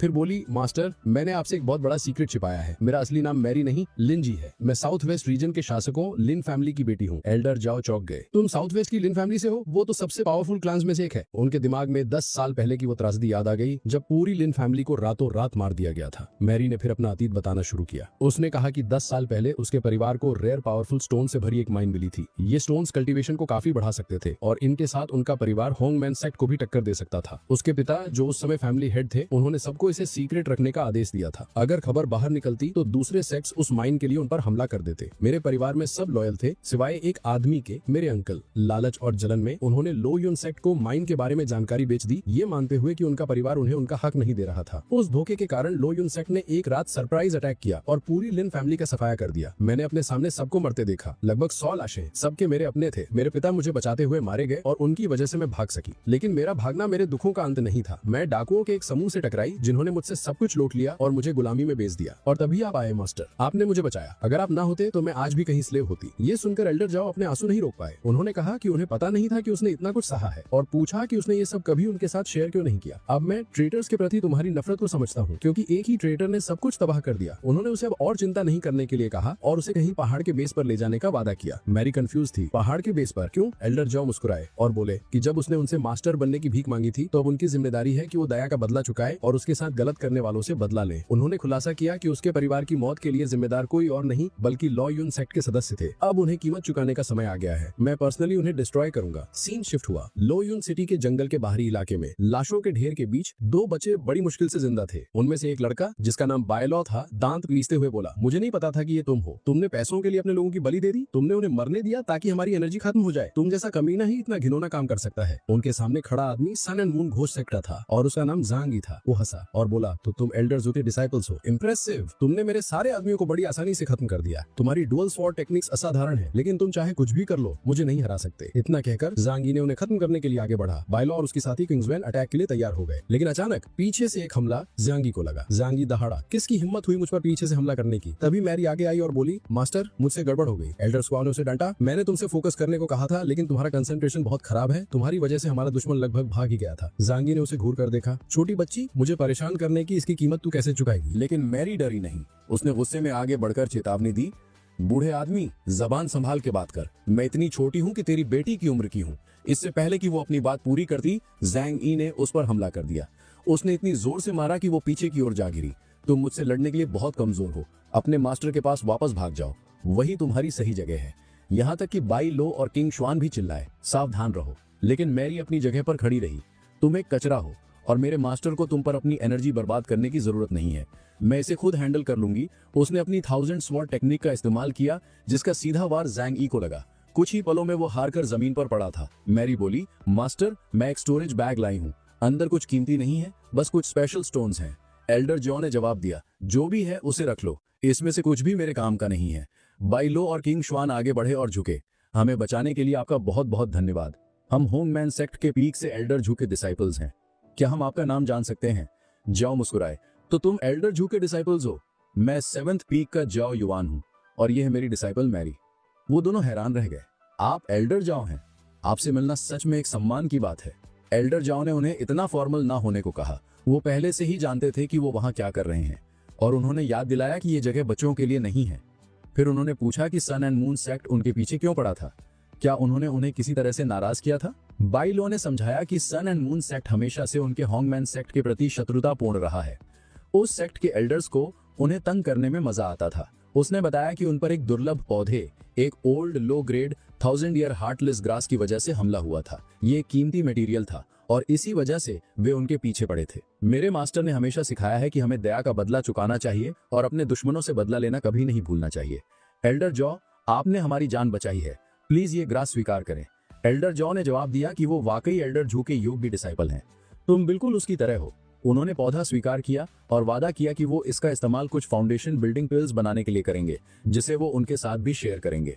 दोनों डिसाइपल्स ने आभार में सिर झुकाया, लेकिन एल्डर जॉ ने उन्हें धन्यवाद देने से मना कर दिया क्योंकि उनका काम अभी खत्म नहीं हुआ था। तभी वो अचानक सीरियस हो गए और बोले, कोई अभी भी हमें देख रहा है और जो कोई भी हम पर जासूसी कर रहा है उसे मरना होगा। इतना कहकर उन्होंने अपने पीछे एक पेड़ को काट दिया, जिसके पीछे से 2 छिपे हुए लोग सामने आए। बाइलो और किंग श्वान चौंक गए। उन्होंने तो उन दोनों को महसूस तक नहीं किया था।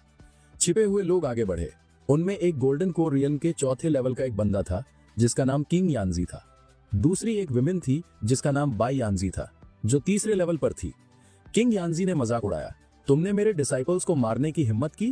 किस्मत से हम पास में ही थे, वरना तुम बचकर निकल जाते। एल्डर जाओ ने उन्हें पहचान लिया, तो तुम दोनों सन एंड मून सेक्ट के बदनाम ड्यूअल एल्डर्स हो। मैंने तुम्हारी सोल टेक्निक्स के बारे में सुना है, काफी मशहूर है। लोग तुम्हें यिन यांग एल्डर्स कहते हैं। उन्होंने अपनी आंखें सिकोड़ी और घोषणा की, लेकिन तुम्हारी रेपुटेशन चाहे जो भी हो, कुछ ही सेकंड्स में तुम दोनों मेरे पैरों में घुटने टेक रहे होगे। उन्होंने मन ही मन सोचा कि ये दोनों उनसे कहीं ज्यादा कमजोर हैं। बाहर आने से पहले उन्होंने अपनी असली ऑरा छिपा ली थी, ताकि वे लापरवाही से उन पर हमला करें। किंग एनजी ने एक मुस्कान के साथ जवाब दिया, तुम्हारे बारे में इतना कुछ जानते हो और फिर भी लड़ने की हिम्मत कर रहे हो। चलो देखते हैं कि तुम किस चीज के बने हो लड़के। इतना कहकर उसने अपना हमला शुरू कर दिया। एल्डर जियो ने आसानी से उसे ब्लॉक कर दिया।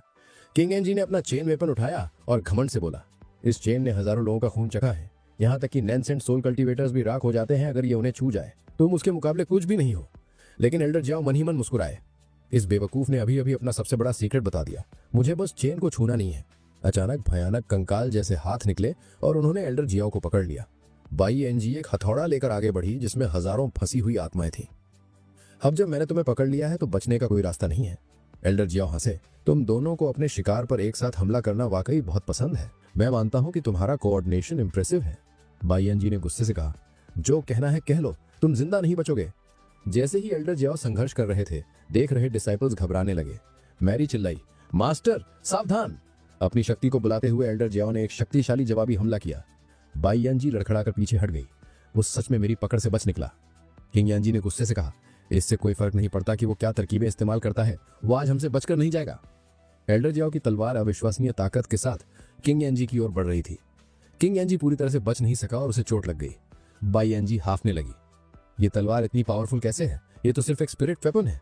मैरी ने इशारा किया और चिल्लाई, मास्टर देखो, वो लड़की भाग रही है। बाई यानजी डर के मारे पीछे हट रही थी। उसके विचार दौड़ रहे थे, इस लड़के की टेक्निक्स नॉर्मल नहीं है।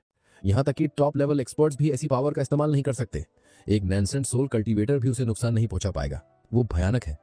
लेकिन एल्डर जियाओ उसे भागने नहीं देने वाले थे। वो चिल्लाए, भागने की कोशिश कर रही हो, तुम नहीं बचोगी। उन्होंने एक और हमला किया, लेकिन बाई यानजे ने खुद को बचाने के लिए अपना फॉर्मेशन बैरियर एक्टिवेट कर लिया। वो अपनी आत्माओं की ओर चिल्लाई, मेरी रक्षा करो। इस बीच एल्डर जियो स्थिति का विश्लेषण कर रहे थे। उसके फॉर्मेशन में सभी स्केलेटन्स को आत्माओं का उपयोग करके बांधा गया था। अगर वो उस फॉर्मेशन को तोड़ पाते तो आत्माएं आजाद हो जाती और उसी के खिलाफ हो जाती। उन्होंने ठीक वैसा ही किया। जैसे ही फॉर्मेशन टूटा, सारे स्केलेटन्स आजाद हो गए। वो गुस्से में बाई यानजी की ओर मुड़ गए। वो घबरा गई, तुम सब क्या कर रहे हो? मैं तुम्हारी दुश्मन नहीं हूं, तुम्हारा दुश्मन वो है। लेकिन मरे हुए लोगों ने उसकी एक न सुनी। उन्होंने उस पर हमला कर दिया, काटते और फाड़ते। कुछ ही पलों में सभी स्केलेटन्स ने बाई यानजी को चीर कर रख दिया। एल्डर जियाओ ने कहा कि यहाँ फंसी आत्माएं 1000 साल से बंधी हुई थीं और अब वो आखिरकार आजाद हो गई। किंग शुआन और बाई लो निशब्द रह गए। वो विश्वास नहीं कर पा रहे थे कि उन्होंने अभी क्या देखा है। एल्डर जियाओ अविश्वसनीय रूप से शक्तिशाली हैं।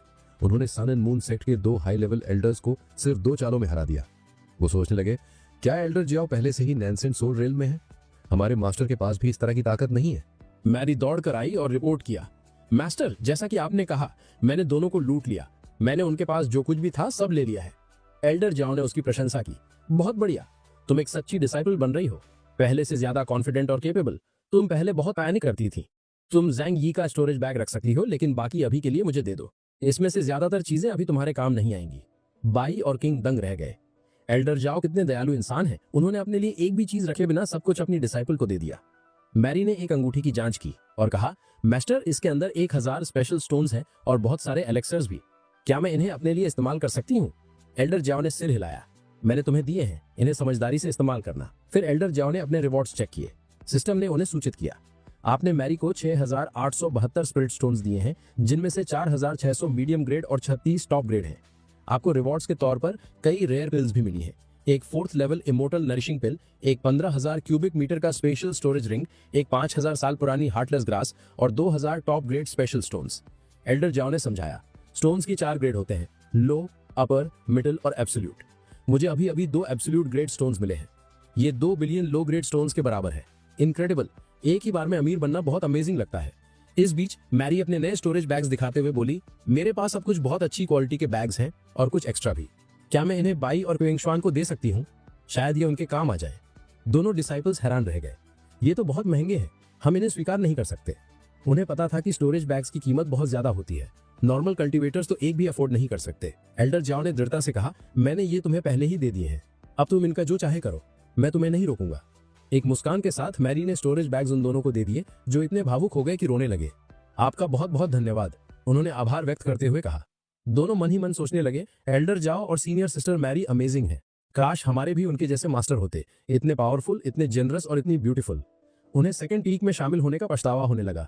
काश हमने भी 7th पीक ज्वाइन किया होता। बाद में एल्डर जाओ और मैरी लुओ यून सिटी के एल्केमी रूम में पहुंचे। मैरी ने पूछा, मास्टर हम यहाँ क्या कर रहे हैं? एल्डर जाओ ने जवाब दिया, हमें वो 1000 ईयर हार्टलेस ग्रास मिली है। मैं उसे फाउंडेशन बिल्डिंग पिल्स में रिफाइन करने का प्लान कर रहा हूँ, लेकिन अच्छी मेडिसिन बनाने से पहले उसे ठीक से रिफाइन करना होगा। एक बार ये हो जाए तो हम लुओ यून सेक्ट की ओर जाएंगे, लेकिन पहले हम यहाँ काम करेंगे। जैसे ही उन्होंने काम शुरू किया, पास में खड़ी एक लड़की जिसका नाम सुमू हान था, उसने उनकी बातें सुन ली। वो मन ही मन सोचने लगी, ये आदमी फाउंडेशन बिल्डिंग पिल्स को रिफाइन करने की बात कर रहा है। ऐसा करने के लिए कम से कम गोल्डन कोर रेल में होना जरूरी है, लेकिन ये तो बहुत यंग दिखता है। क्या ये सच में एक गोल्डन कोर कल्टीवेटर है? अगर हाँ तो ये इंप्रेसिव है। एल्डर जाओ ने रिफाइनिंग शुरू की, लेकिन कुछ ही पलों बाद एक छोटा सा एक्सप्लोजन हुआ। मैरी ने घबराकर पूछा, मास्टर क्या आपको सच में पिल्स रिफाइन करना आता है? एल्डर जाओ ने स्वीकार किया, मैंने कभी फाउंडेशन बिल्डिंग पिल्स को रिफाइन करना नहीं सीखा। तभी सुमुहान हंसते हुए उनके पास आई। यंग मास्टर, मैं आपकी मदद करती हूँ। इस पिल को रिफाइन करने के लिए बहुत प्रिसाइज एनर्जी कंट्रोल की जरूरत होती है, और आप पहले ही स्टेज में फेल हो गए। आसपास खड़े लोग फुसफुसाए, मिस सू उन्हें फ्री में सिखा रही हैं, वो कितना लकी है। एल्डर झाओ ने उसे ध्यान से देखा। ये वुमेन एक सेकंड लेवल एल्केमिस्ट है, उन्होंने सोचा। मिस सू, आपकी दया के लिए धन्यवाद। मैं आपको कॉम्पनसेट करूंगा, जो भी मार्केट प्राइस है मैं आपको डबल दूंगा। सुमोहान बस मुस्कुराई और पिल को रिफाइन करने लगी। इस प्रोसेस से कमरा पावरफुल एनर्जी से भर गया। कुछ ही पलों बाद उसने कहा, हो गया। एल्डर झाओ ने पिल स्वीकार की और उसे रिवॉर्ड की पेशकश की, लेकिन उसने मना कर दिया, इसकी कोई जरूरत नहीं है, मैंने आपकी फ्री में मदद की। तभी कुछ लोग उनके पास से चिल्लाते हुए गुजरे, सेकंड फ्लोर पर चलो, ऑक्शन शुरू हो गया है, वहां एक अर्थ ग्रेट स्वॉर्ड की बोली लग रही है। सुमोहन ने कहा, मैं वहीं जा रही हूँ, मेरे साथ आने की जरूरत नहीं है, मैंने सच में आपकी फ्री में मदद की। एल्डर झाओ ने उसे देखते हुए सोचा, तो एक ऑक्शन चल रहा है जिसमें एक अर्थ ग्रेट स्वॉर्ड मिल रही है। उन्होंने मैरी की ओर देखा, उसके पास अभी तक अच्छा वेपन नहीं है, अब समय आ गया है कि मैं उसे एक दिलाऊं, और क्या पता ऑक्शन में और भी खजाने हों जो मैं उसके लिए खरीद सकूं, वो और स्ट्रॉन्गर होगी और मुझे भी फायदा होगा। एल्डर झाओ मैरी की ओर मुड़े, क्या तुम ऑक्शन में हिस्सा लेना चाहोगी? मैरी मुस्कुराई और बोली, ये तो मजेदार लग रहा है। वे टावर ऑफ हेवनली सीक्रेट्स के सेकंड फ्लोर पर गए, जहां ऑक्शन पहले से ही चल रहा था। होस्ट ने घोषणा की, अगली चीज है एक 1000 साल पुराना आयरन वेब, एक्सट्रीमली स्ट्रॉन्ग। इसमें स्पिरिचुअल एनर्जी कोर जोड़ने के बाद ये एक powerful lower tier mystical weapon बन जाता है। शुरुआती बोली 30,000 लो ग्रेड स्पिरिचुअल स्टोन्स। उत्साहित होकर मैरी खड़ी हो गई और बोली, मैं 1 लाख स्पिरिचुअल स्टोन्स की बोली लगाती हूँ। कमरे में हैरानी भरी आह गूंजी। कई कल्टीवेटर्स बड़बड़ाए, ये मास्टर डिसाइपल कहाँ से आए हैं? इन्होंने अब तक हर एक आइटम खरीद लिया है, हम एक भी बोली नहीं जीत पाए हैं। दूसरे ने कहा, वे बेसिक चीजों के लिए भी ज्यादा पैसे दे रहे हैं, हम उनकी बोलियों का मुकाबला नहीं कर सकते, वे जरूर बहुत अमीर होंगे। इस बीच सुमुहान भीड़ में से देख रही थी और वो साफ तौर पर स्ट्रेस लग रही थी। होस्ट ने अगली चीज पेश की, ये एक हाई ग्रेड ट्रेजर है जिसे कोर फायर लोटस के नाम से जाना जाता है। इसकी क्वालिटी असाधारण है। शुरुआती कीमत 1 million low grade spiritual stones. सुमुहान का चेहरा गंभीर हो गया, मुझे वो लोटस हर हाल में चाहिए, मैं यहाँ इसी वजह से आई हूँ। तभी मैरी फिर से खड़ी हो गई और चिल्लाई, मैं 2 मिलियन दूंगी। सुमुहान का दिल डूब गया, मेरे पास तो इतने पैसे भी नहीं है, मैं कैसे कम्पीट कर सकती हूँ। कमरे में दूसरे लोग आपस में फुसफुसाने लगे, ये एक अच्छी चीज है जरूर, लेकिन इतनी भी स्पेशल नहीं है। ये लोग कीमतें इतनी बढ़ा रहे हैं कि कोई और कुछ खरीद ही नहीं पा रहा है। बोली खत्म हुई और ऑक्शनियर ने कहा, congratulations, core fire lotus front row में बैठी यंग लेडी को जाता है। मेरी बहुत खुश लग रही थी, ये ब्यूटीफुल है। सुमोहन को एहसास हुआ कि जिन्होंने अभी लोटस खरीदा है वे वही लोग हैं जिन्होंने उनकी एल्केमी रूम में मदद की थी। क्या मुझे जाकर उनसे लोटस मांगना चाहिए? क्या वो मुझे देंगी भी? वे धीरे धीरे आगे बढ़ी। मैरी ने उसे देखा और कहा, अरे ये तो वही लेडी नहीं है जिसने हमें पिल रिफाइन करने में मदद की थी। सुमोहन ने सम्मान से सिर झुकाया, यंग मास्टर, मेरा नाम सुमोहन है। मेरे पिता कभी एक पावरफुल कल्टीवेटर थे, लेकिन कल्टीवेशन के दौरान एक गलती से उनका दांटियान डिस्ट्रॉय हो गया। उन्हें बचाने का एकमात्र तरीका कोर फायर लोटस है। मैं आपसे भीख मांगती हूँ, क्या आप ये मुझे दे सकती हैं? मैं आपको इसके लिए पैसे दूंगी। अगर आप लोटस दे देंगी तो मैं आपकी दया चुकाने के लिए कुछ भी करूंगी। आप जो भी कहेंगी मैं करूंगी, बस कृपया मेरे पिता को बचा लीजिए। मैरी एल्डर झाओ की ओर मुड़ी और धीरे से पूछा, मास्टर हमें क्या करना चाहिए? अचानक सिस्टम ने संकेत दिया, होस्ट ने कोर फायर लोटस अपनी डिसाइपल को दिया है। परिणाम स्वरूप होस्ट को 5 गुना रिवॉर्ड मिलता है। होस्ट को एक 5th grade core fire lotus प्राप्त हुआ है। एल्डर झाओ मुस्कुराए और बोले, मेरी प्यारी डिसाइपल, मैंने तुम्हें वो लोटस एक गिफ्ट के रूप में दिया था। अब वो तुम्हारा है, तुम उसके साथ क्या करना चाहती हो ये तुम पर निर्भर करता है। अगर तुम चाहो तो तुम उसे गिफ्ट कर सकती हो। मेरी गर्मजोशी से मुस्कुराई। मास्टर आप सच में सबसे अच्छे हैं। वो सुमहान की ओर मुड़ी। ऑफ कोर्स मैं अपनी बहन की मदद करूंगी। तभी एक कोड़े का हमला उनकी ओर आया। मैरी ने उसे ब्लॉक किया और चिल्लाई, किसकी हिम्मत हुई हम पर हमला करने की। भीड़ में हलचल मच गई। क्या लड़ाई होने वाली है? ऊपर के प्लेटफॉर्म पर खड़े एक आदमी ने कहा, मेरे यंग मास्टर को वो कोर फायर लूटस चाहिए। वो इसके लिए 3 मिलियन देने को तैयार है। इसे अभी हमें दे दो। भीड़ में फुसफुसाहटें शुरू हो गई। 3 मिलियन? ये तो पागलपन है। जिस आदमी ने ऑफर दिया था वो कोई और नहीं बल्कि वॉन्ग रॉन्ग था। लुआ